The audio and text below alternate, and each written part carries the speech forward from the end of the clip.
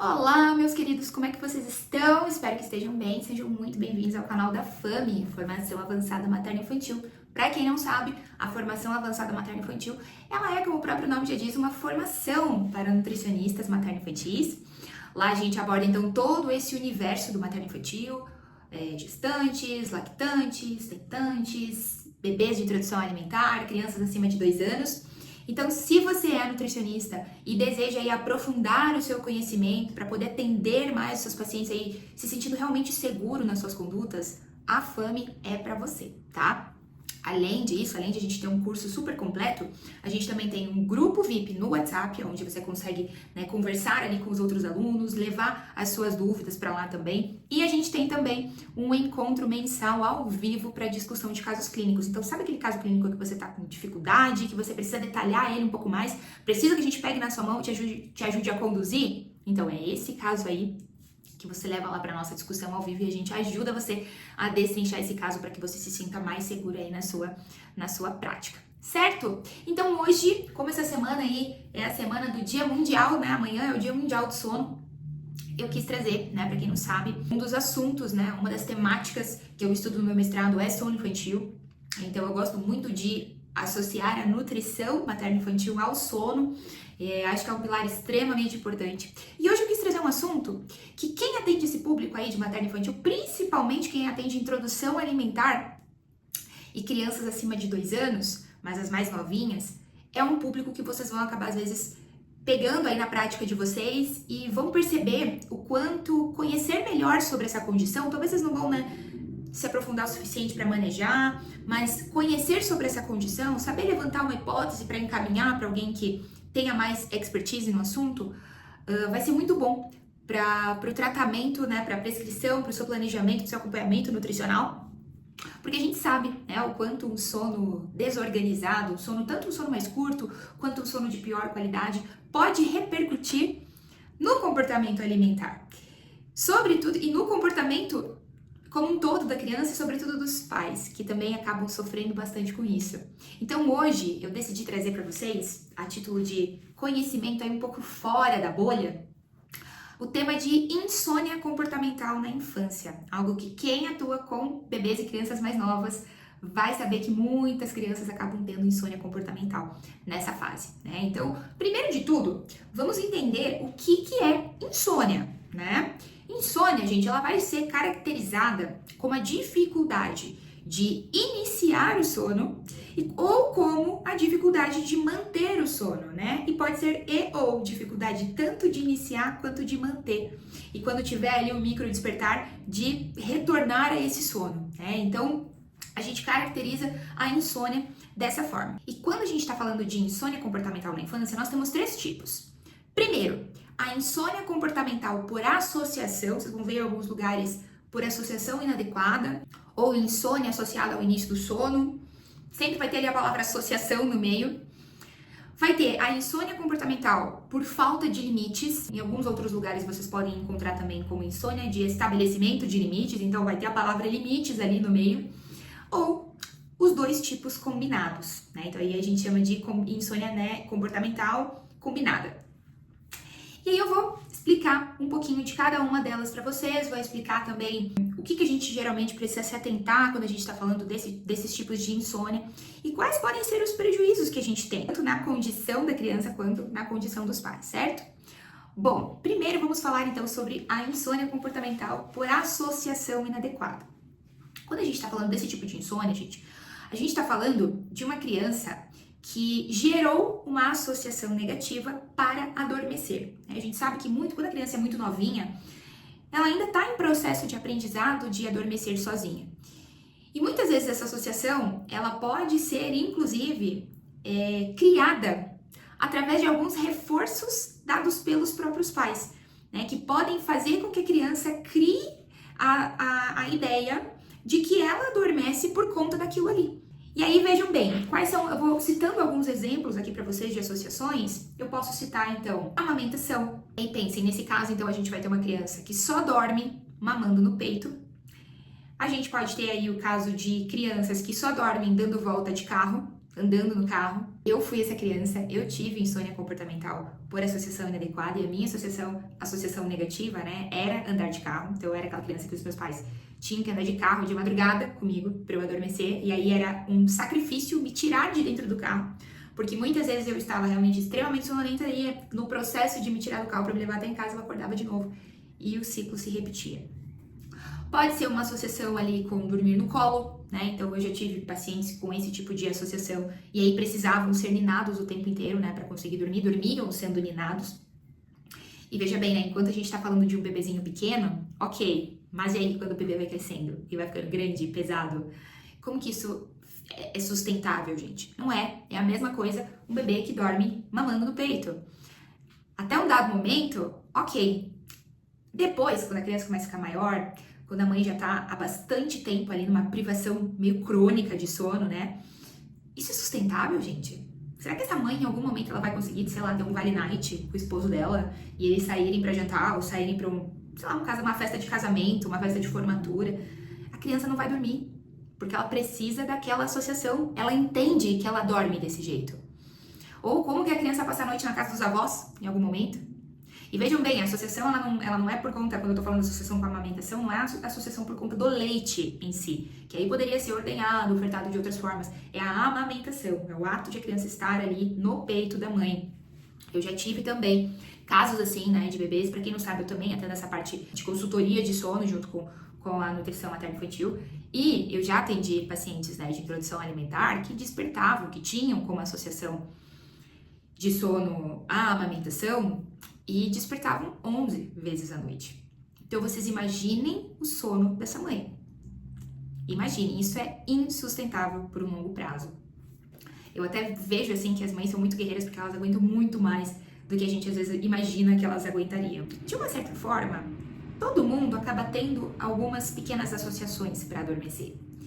Entretanto, existe uma diferença entre essa associação ser uma associação positiva e uma associação negativa. Por exemplo, eu tenho certeza que você adormece muito melhor se você estiver numa posição específica que te deixe mais confortável. Por exemplo, eu gosto de dormir de bruços, não necessariamente estou falando que o jeito que eu durmo é um jeito saudável, tá, gente? Eu imagino que se algum fisioterapeuta visse a postura que eu durmo, certamente eu tomaria um xingão. Entretanto, eu durmo assim, eu durmo de bruços e um dos meus braços precisa estar embaixo do travesseiro. Se não for dessa forma, eu não consigo relaxar e adormecer. Eu não consigo ir entrando nesse estado, de relaxamento que é necessário a gente estar para adormecer. Então, eu também considero isso como uma certa associação de sono, e eu acredito que todo mundo às vezes tenha. Tem gente que tem que estar com a coberta, né, dobrada lá no pé, tem gente que tem que estar abraçando um outro travesseiro. E tá tudo bem, são associações muito mais, vocês concordam que são associações muito mais simples da gente resolver. Então existem associações que podem ser positivas no caso da criança. Nem toda associação é negativa. Por exemplo, uma naninha. Uma naninha é um exemplo de associação positiva, porque a criança vai criar vínculo com essa naninha, né? Vai levar a naninha para diversos lugares, vai gostar, vai estar ali. Aquilo é um objeto que traz segurança para ela.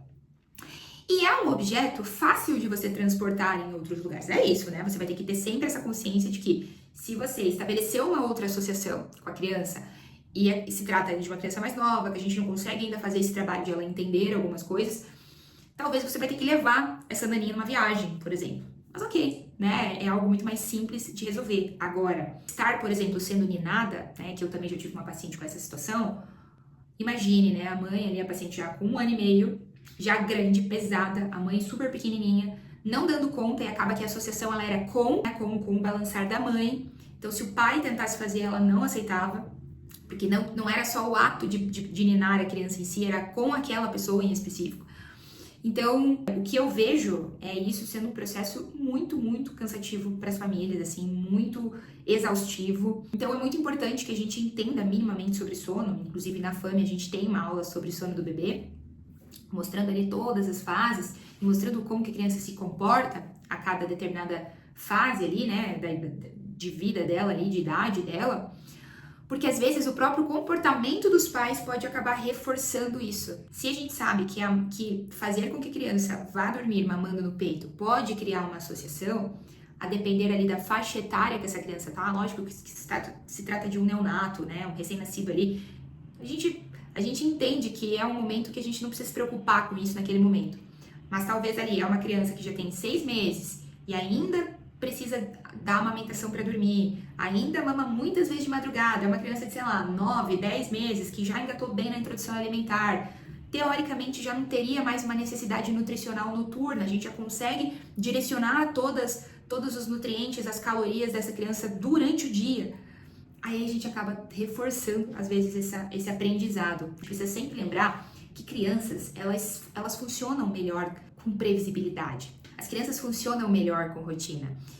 Então a gente precisa cuidar o que a gente está fazendo repetidamente, que às vezes de uma maneira indireta está sendo entendida pela criança como parte da rotina dela.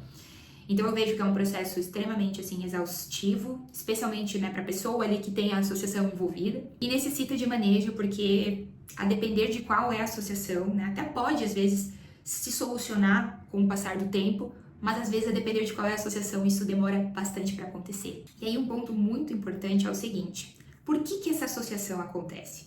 Porque a criança, ela tá aprendendo a adormecer, tá, gente? A criança, ela não entra nesse estado de relaxamento tão facilmente sozinha. Ela ainda tá aprendendo todo esse processo, ela ainda tá organizando, né, ali, se é uma criança especialmente bem novinha, ela ainda tá organizando, né, esse ciclo dela.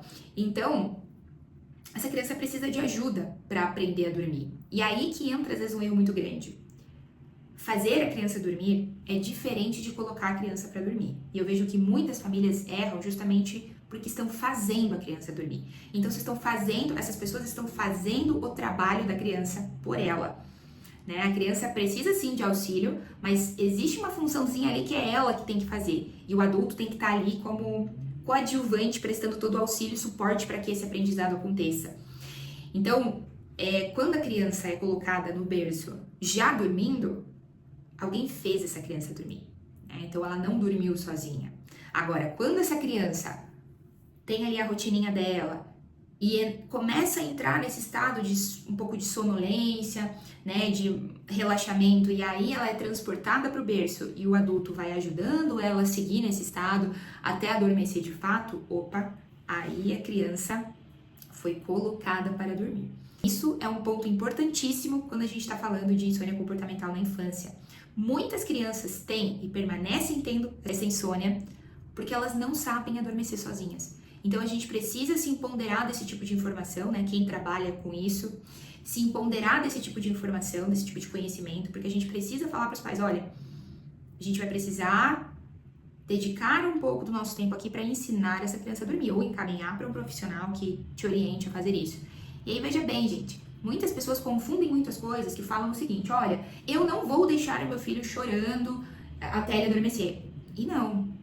A questão nem é essa, tá? Esse não é o intuito.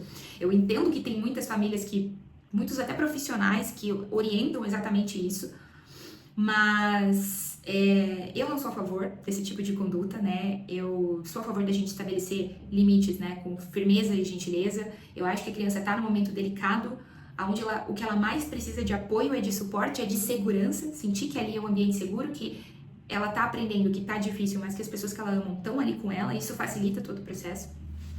Então não é deixar a criança sozinha lá chorando até ela adormecer de cansaço. Imagina que dozinho disso, gente. Isso não é por aí, né? Mas é fornecer o suporte da maneira certa. Isso envolve muitas vezes não ceder para a associação. Mas não ceder para a associação não quer dizer que você não está sendo acolhedor, pelo contrário, né? Inclusive você está trabalhando na melhora desse comportamento, que sobretudo vai melhorar o sono da criança, vai melhorar parâmetros que um sono insuficiente, um sono muito picotado gera, e sobretudo na mãe e no pai dessa criança, porque geralmente são pais com uma certa privação de sono, que já vem, né, por conta ali da fase de neném e tudo mais, e acaba sendo estendida por mais tempo do que esperava-se que seria.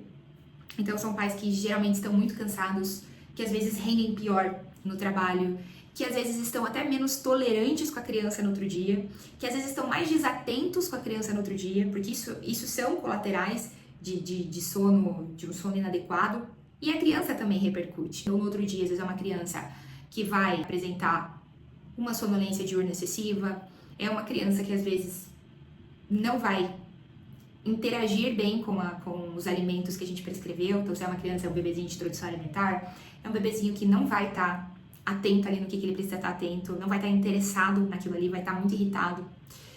Se é uma criança já um pouco mais velha, que já come mais, né, alimentos sólidos, assim, que só se alimenta às vezes de comida sólida, já desmamou, enfim, às vezes é uma criança que vai ter um pouco mais de comportamento beliscador, é uma criança que às vezes vai querer mais alimentos hiperpalatáveis. Com adultos também acontece isso, né?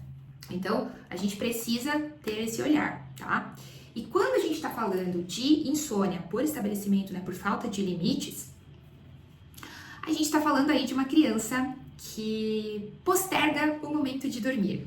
Eu costumo falar que é a criança do mais. Mais uma história, só mais uma leitura, só mais uma brincadeira, só mais um beijinho, só uma mamadeira. Daqui a pouco eu vou dormir, só mais uma historinha, mãe. Daí a mãe vai lá ler a historinha de novo. Agora a gente vai dormir. Ah, mas só mais uma vez essa historinha. Então a criança fica postergando o momento de dormir. E às vezes isso tá acontecendo porque a criança não sabe adormecer sozinha. E aí, aliado ao fato dessa barganha, vamos dizer assim, a gente tem pais nessa situação que não conseguem estabelecer limites de maneira adequada, de maneira apropriada, então acabam cedendo a esses comportamentos, gerando esse reforço aí para que isso continue acontecendo, e é um ciclo sem fim. Esse perfil de criança com esse tipo de insônia são crianças que geralmente, quando pegam no sono, adormecem, entende? E acabam realmente dormindo bem. Mas o problema é chegar nesse momento. Às vezes é mais uma TV também, aí a gente já tem outro problema, né? De ser a televisão também. Muitos pais eu vejo que possuem muito medo, né, de traumatizar suas crianças, ou de estabelecerem limites de uma forma inadequada, ou até lidar com esse estabelecimento de limites. Às vezes, né, no olhar do pai e da mãe, eu costumo falar que isso é uma grande ilusão, né? De que às vezes os pais falam, eu cedo a barganha porque não ceder com ela me gera mais problema. Será? Nesse caso, é preciso olhar bastante para a questão dos pais, né? Porque são eles quem vão precisar ter esse conhecimento sobre limites, sobre estabelecimento de limites de uma forma saudável, né? Tá tudo bem, toda criança precisa de limites. As crianças não têm discernimento suficiente para se governarem sozinhas, para decidirem o que é melhor para elas, para saber o que é perigoso e o que não é. Então é normal que os pais estejam nesse papel de colocar limites num serzinho que ainda está em constante desenvolvimento. A questão é como a gente coloca esses limites. Eu vejo que muitos pais têm dificuldade de colocar limites porque realmente acham que vão traumatizar a criança, que vão deixar a criança triste, mas é sobre a forma como você está fazendo isso. E a forma como eu sempre recomendo é estabeleça limites com firmeza e gentileza. Existe a possibilidade de ser firme sendo gentil, de ser gentil e firme ao mesmo tempo. Os dois não precisam estar separados. Então isso é um ponto que a gente precisa olhar muito quando a gente está falando desse tipo de insônia. E aí a gente tem também o tipo combinado, né? Que é aí quando tem as duas insônias ali combinadas. Aí eu vou trazer um exemplo clássico aqui para vocês. A criança que só dorme na presença do pai ou da mãe. E aí temos aquele clássico onde um dos dois, né, ou o pai ou a mãe, vai pro quartinho da criança, deita na caminha junto com a criança, fica ali lendo a historinha, fazendo toda a rotininha ali de sono da criança. E aí a criança faz aquela barganha, porque ela sabe que o pai dela vai sair em algum momento que ela adormecer, então ela fica, né, pedindo mais uma história, pro pai ficar mais ali, até o momento em que ela é vencida ali pelo sono, acaba adormecendo, e aí o pai sai, né, do quarto, vai pra cama dele. Aí essa criança tem um despertar, né? Crianças pequenas, gente, tem despertares. A forma é que crianças que sabem adormecer sozinhas, elas vão se reorganizar e vão retornar ao sono normalmente. Crianças que não sabem adormecer sozinhas, elas vão necessitar daquela associação que ajuda elas a dormir. Então, nesse caso, que é o pai que estava ali na cama com ela precisa dessa associação de novo. Então, é muito comum que a criança levante e vá para a cama dos pais. É bem clássico, assim, esse modelo, esse tipo combinado nesse exemplo em específico. Um ponto importante é, por que eu bato tanto na tecla de a criança ser colocada no berço ainda acordada, né? Sonolenta, mas ainda acordada. Que ela sabe, ela tá vendo que é ali que ela dorme. Aquele é o ambiente que ela dorme, é do berço dela. Porque quando ela acorda, ela sabe que era ali que ela tava. Agora, às vezes uma criança que dorme no colo, né, mamando ali no colo da mãe, e às vezes a mãe até tava, sei lá, na cozinha, na sala, depois leva pro berço, às vezes até tava no quarto, mas tava no colo.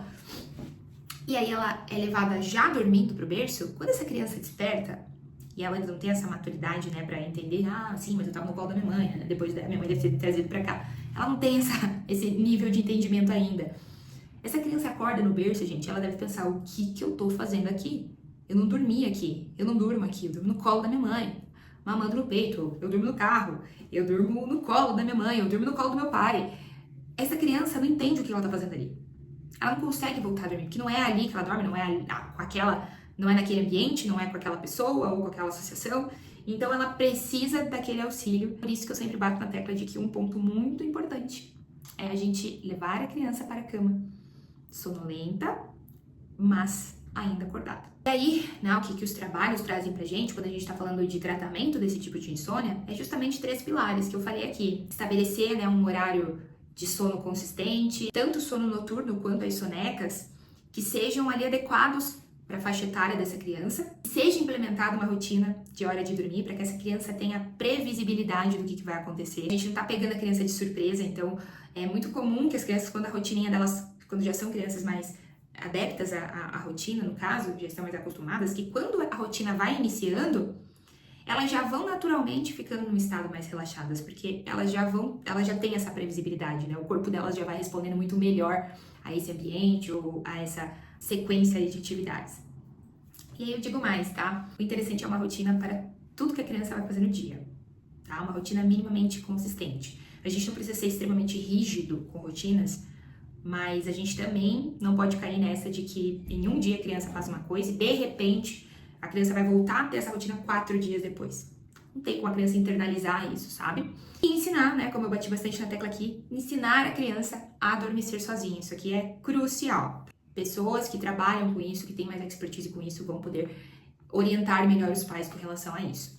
E aí, para finalizar, é muito importante que quando a gente está falando de uma criança que possui uma insônia comportamental e que vai precisar ter esse manejo, né, para melhorar essa condição, que os pais precisam estar muito bem alinhados com relação a tudo que envolve o sono com a criança, né? Eles precisam estar alinhados com com a forma como eles vão lidar com os problemas. Não adianta, às vezes, um dos dois estabelecer a rotina, seguir a rotina direitinho e o outro não. Não adianta um não ceder para uma barganha ali, para uma barganha que a criança quer fazer para continuar sem ir para a cama, e o outro ir lá e ceder. Precisam estar muito alinhados, isso é uma coisa que eu vejo que acontece bastante às vezes e que dificulta, lentifica o resultado. Seja trabalhado com esses pais o estabelecimento de limites parentais conscientes. Bom, gente, trouxe bastante informação aqui para vocês, né? Não me atentei assim em trazer um caso específico pra gente destrinchar juntos. Pretendo fazer isso dentro da FAMI em algum momento, então se você tem interesse em saber um pouquinho mais sobre esse assunto, a FAMI também aborda sono infantil. Espero que vocês tenham gostado de aprender um pouquinho mais sobre um assunto um pouco mais fora da bolha, né, da nutrição, mas também muito importante, que é sono. E até o próximo vídeo. Um beijo!